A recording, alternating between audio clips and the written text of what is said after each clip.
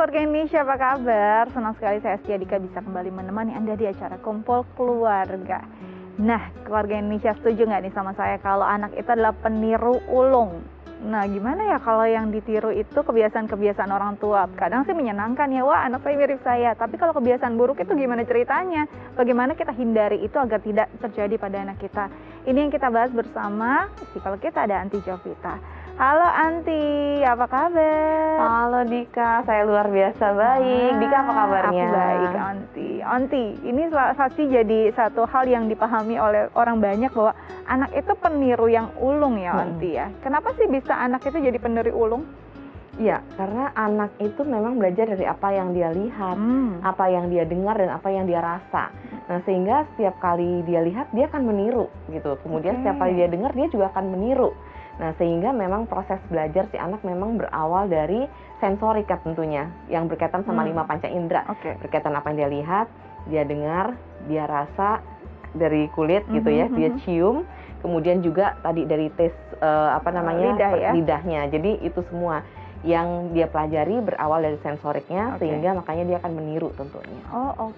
Usia berapa anak sudah bisa mulai meniru yang terkait dengan karakter atau tindak tanduk orang tua? Iya, kalau sebelum 18 bulan, jadi bayi sampai dengan 18 bulan, itu yang ditiru adalah gerakan-gerakan yang dia lihat dari orang tuanya. Misalnya pada saat orangnya sembunyi di balik kelambu, dia juga ikut-ikut sembunyi. Orang tuanya ciluk bak, dia ciluk bak. Iya, orang tuanya berlari, dia juga berlari seperti itu. Nah, itu sebelum 18 bulan. Tapi kemudian di atas 3 tahun, anak baru meniru apa yang dia dengar, misalnya bahasa orang tua. Kemudian perilaku, bagaimana orang tua itu kemudian berespon kepada orang lain, nah itu di atas 3 tahun. Jadi sebenarnya ada perbedaan nih, apa yang ditiru dari usia dia masih 0 sampai 18 bulan, sampai anak ini lagi balita gitu ya? Iya, betul sekali. Nah, Onti, biasanya apa sih yang membuat anak itu mudah meniru? Apakah yang memang di-repeat gitu, yang selalu berulang, tindakan yang selalu berulang itu pasti ditiru, atau tindakan yang spontan baru pertama kali lihat bisa saja juga si anak tiru? Iya. Jadi semua perilaku yang dia lihat tentunya, jadi bisa jadi perilaku yang memang sering diulang ataupun yang baru sekali pun juga dia akan lakukan. Nah, yang biasanya adalah tentunya yang berkaitan dengan yang dia lihat sehari-hari gitu. Misalnya contohnya, bagaimana cara orang tua memberikan perilaku kasih sayang kepada anaknya. Misalnya apakah dengan pelukan, maka dia juga akan memeluk. Terus misalnya contohnya pada saat jatuh, kemudian orang tua menghampiri kita, terus kemudian bilang, aduh sakit ya, nah gitu. Nah, dia akan juga melakukan itu pada orang lain, misalnya, aduh sakit ya dek, gitu. Jadi, apa yang dilihat berkaitan dengan bagaimana orang tua mengekspresikan kasih sayang, itu yang pertama. Yang kedua adalah bagaimana cara orang tua bertutur kata, nah itu juga dia akan tiru. Makanya kalau kita lihat kadang kata-kata yang terucap oleh anak, kalau kita refleksikan, oh iya ya, kita udah pernah ngomongin itu, gitu. Tapi mungkin secara nggak sadar kita mengungkapkan, kemudian kedengeran sama anak, dia meniru.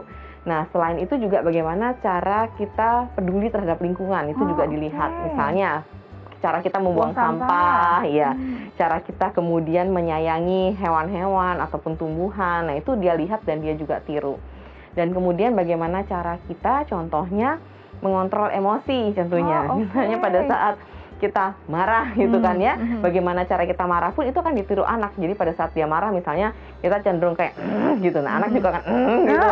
Nah itu jadi dari apa yang memang dia lihat.